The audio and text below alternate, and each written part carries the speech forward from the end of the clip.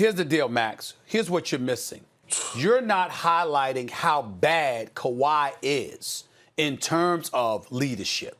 See, it'd be one thing if you were just some normal dude, and you just didn't happen, you didn't have that rah-rah personality, but you went out and you played as exceptionally well as he plays for the most part.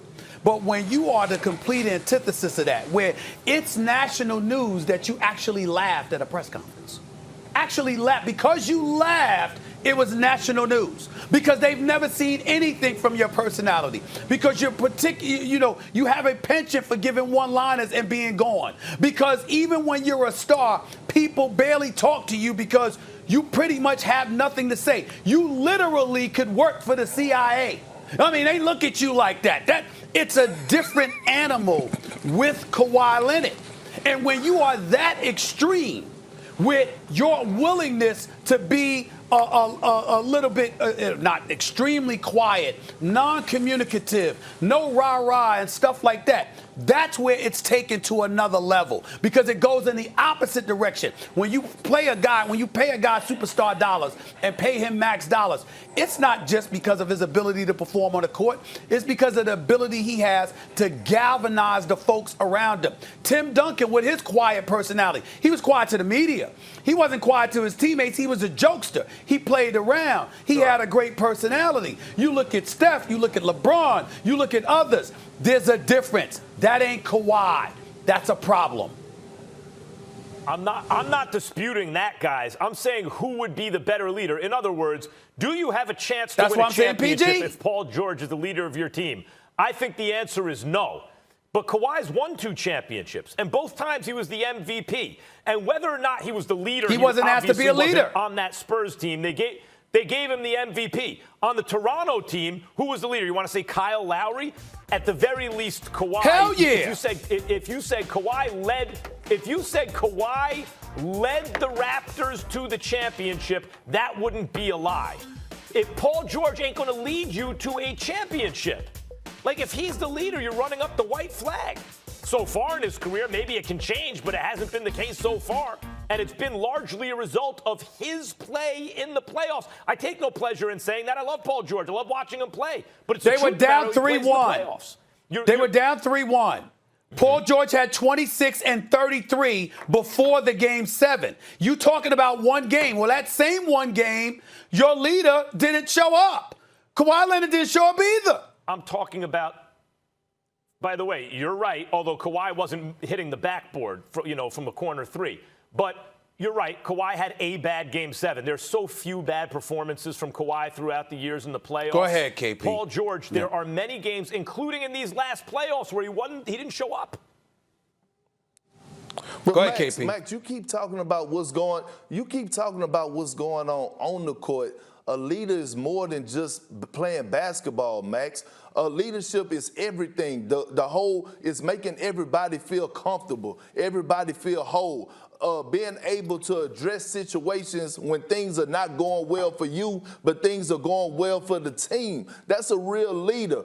Kawhi Leonard is not pulling no one to the side. If Reggie Jackson is having is going through a shooting slump or having a bad 10 games, you think Kawhi Leonard is pulling Reggie Jackson to the side and having a conversation with him? Hell no. Paul George is. Max, that's a leader. It's only one way to paint a leader. It's not just show up and produce 25 and 9 and everybody else do what the hell y'all got to do. Just follow my lead for as my skill set, because everyone is not skilled like Kawhi, but a leader has to be vocal. Has to be vocal. If you ask anybody around the NBA, but actually, who's their leader in their locker room, what's their leader in the locker room? Just like in Golden State, Steph is not their leader. Draymond Green is their leader. He's the one that's doing all the talking. He's the vocal guy. He's the one that we hear all the time. Although Steph is the culture, he's the franchise, but he's not the leader. It's a difference. What I would point out is teams where the leader is not the best player are in a tougher situation than teams where they are. By the way, Steph Curry is not the leader on the team. They were lucky to win one championship against the Cavs before KD showed up and created a power imbalance in the NBA where it was impossible for them to lose. Maybe that has something to do with it. But besides that, this is not a great choice. a dilemma is not just a tough choice. It's a choice between two bad options.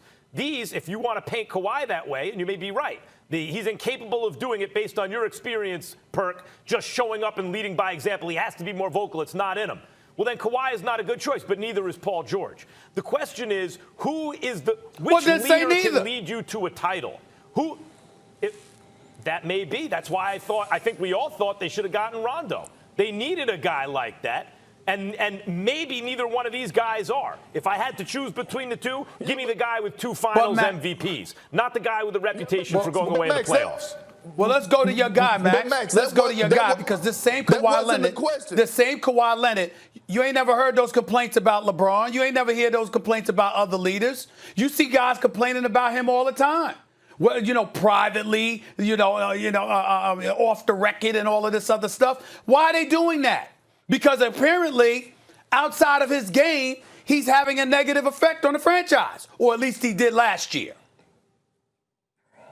Yeah, it could but, Max, you can't move the goal. You could argue he had a negative effect, although Kawhi is worth it, Stephen A. If you wanted to say he wasn't worth it, I don't think that's even the best argument. The best argument is he made the mortgage of the future for Paul George.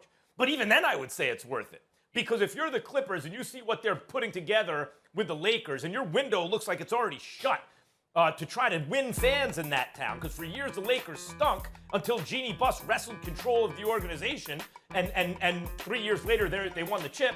And the Clippers have Blake Griffin and Lob City with Chris Paul and DeAndre Jordan and all that, and still they couldn't get it done. They couldn't even get to a conference finals. So if you're Steve Ballmer, you're like, Kawhi Leonard has been the best player on 2 championship teams. I know you could argue, no, it was Tim Duncan or Ginobili, or maybe not Parker by that point in 2014. But I think they were all about the same. And when you looked at the trajectory of where they were heading, there's a reason Kawhi not only guarded LeBron, but by the end of that series was dropping like 20 a game. He didn't average it for the series. But I'd say overall, he's probably their best player at that point. He got finals MVP. And he got finals MVP in Toronto, too, and was clearly their best player.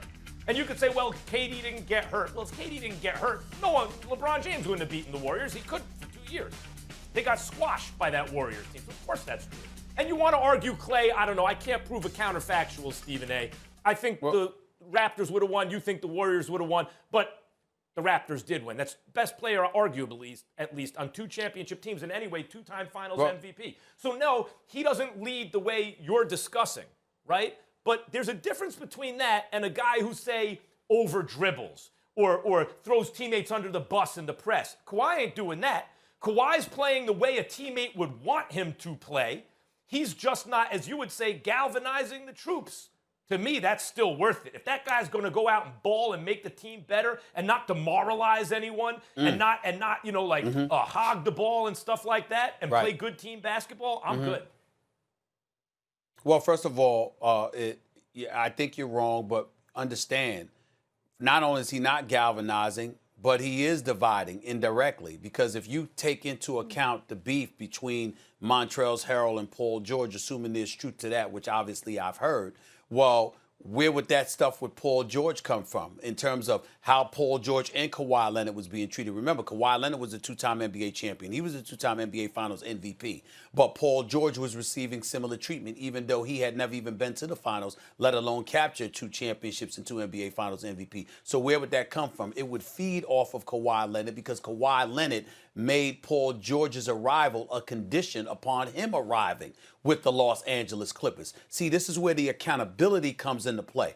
Again, if I'm sitting up there and I'm a marquee free agent and I tell you this is what I want in terms of money, all right, okay, I'm good.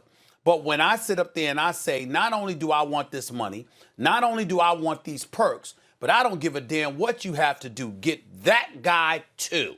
And I do that, then there's a level of culpability and accountability that I have to a franchise that ascends compared to the average person out there. Even LeBron James didn't do that. He went and joined D. Wade and Chris Bosh in Miami. He elected to take his services back to Cleveland. Kyrie was already there. Of course, he wanted Kevin Love and what have you, but Kevin Love was looking to get out of Minnesota because he hadn't been in the playoffs in his first 6 years there. Then he goes to Los Angeles. Yes, he wanted Anthony Davis, but he arrived a year before. So he came not even knowing if they were ultimately able to get Anthony Davis. Kawhi Leonard sat up there and held the Clippers accountable in that regard. So when you do all of that, okay, in LA, knowing Ballmer's got a new arena coming near where the LA Forum used to be, knowing that you're trying to compete with the Lakers as if that's possible, knowing the backdrop of all of this, and utilizing that to your advantage, not only to get what you want monetarily, but in every other way imaginable, thereby forcing the Clippers to damn near mortgage their future. You owe them more than 27-7 or being an elite defensive player or an all-star. You owe it to them to do everything you possibly can in order to win. And my last point is, I don't know Kawhi Leonard like that. We say hi and bye. For all I know, he's a great guy, nice guy, the whole bit. I'm not trying to cast any aspersions on him. I'm just highlighting for you what the Clippers situation is. And based on that, Kawhi Leonard has not been worth it thus far. If you want to say Kawhi needs to stretch himself in a certain direction and try to grow as a person in a certain direction or as a leader, sure, that's fine. But those changes are usually incremental and gradual. You can't suddenly wake up one day and be someone you're not. Now, it sounds to me like the Paul George criticism, and I have it too, right? Because Paul George underperformed as usual in the playoffs. Really what we're talking about then is Kawhi. Look, if I were the Clippers, I'd have made the deal too. If I can get Kawhi Leonard, fine. I got to trade for Paul George and give you all the draft picks. I'm going to do it too. So would I. Right. We'd all do it. Their hand was sore. In that way, they were forced, even though no one forced them. But I would say this. Kawhi is not a great GM. The thing about LeBron is his understanding of basketball is such as that he knows exactly what he needs. So if LeBron walks into the office and says, you need to trade for this guy, you should really consider that. He really understands the game on another level. Kawhi is not that kind. He's not doesn't have the point guard mind, obviously, that LeBron does. He doesn't play GM the same way. So you want to criticize Kawhi, fine, but I think Kawhi he'd have been better off with Gallinari and Shai Gilgeous-Alexander, both on the team, than Paul George, I believe, in the playoffs. So he's not a great GM. That's true, but I like criticizing him for not being someone he's not. You knew what you were getting when you made the deal. I'm not criticizing him. I'm just pointing to the fact that it's not going to be enough for the Clippers to get over the hump, and that's the reality of the situation. He was there. He was brought there to get him over the hump. He's not going to be able to pull it off, and it's in large part due